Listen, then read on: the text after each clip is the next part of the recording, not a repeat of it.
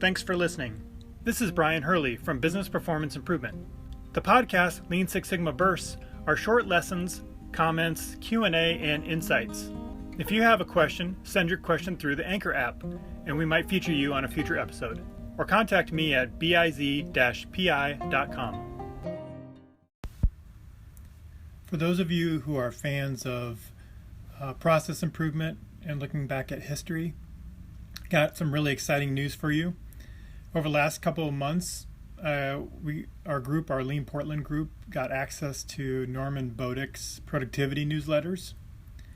Basically, he gave me some 3-ring binders of the past letters from 1980 through 1993. And so I went through and scanned all those, and then also scanned them as OCR so that they could be searchable. And then I posted those on the leanportland.com website. So if you go there, you'll find a link to the productivity newsletters. I'd really like to encourage you to check out some of the older ones and some of the newer ones, at least in the mid-90s. What you'll find, what I saw just kind of scanning through that exercise, was a lot of the same recommendations that you would see today about engaging your employees in improvement.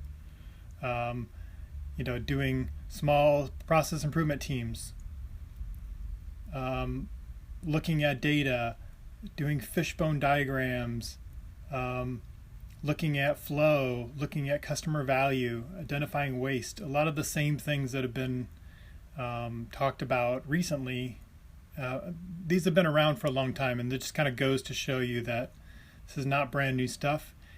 Yet there's so many companies that aren't utilizing this very much. It's or they used to. I mean, I've seen some companies show up on that list that they probably have disbanded or haven't kept up some of their improvement program efforts. So I think it's really interesting to kind of go through that record.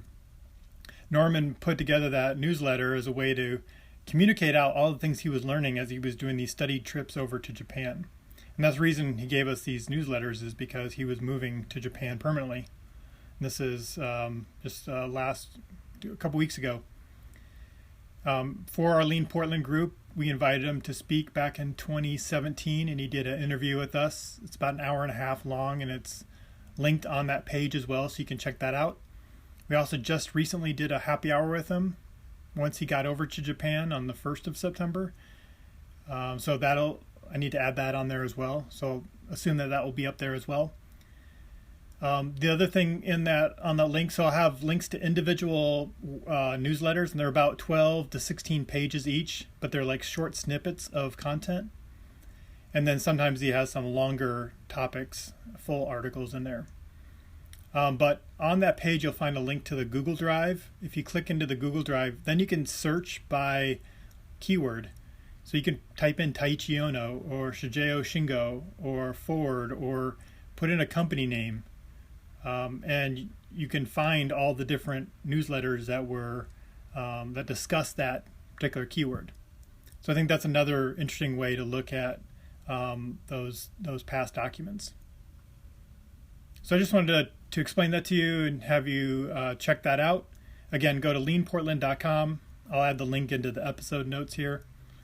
And let me know what you think if you go through there and find anything interesting. I think it's worth at least spot checking a few different newsletters across the years and reading through what's in there. Okay, hope you enjoy. Lean Six Sigma Definition.com has a list of glossary items about popular process improvement terms, along with the history of Lean and Six Sigma methods, and key influencers like Dr. Edward Deming, Henry Ford, Taiichi Ohno, Shigeo Shingo, and many more. You can also learn how to access affordable Lean and Six Sigma training and certification.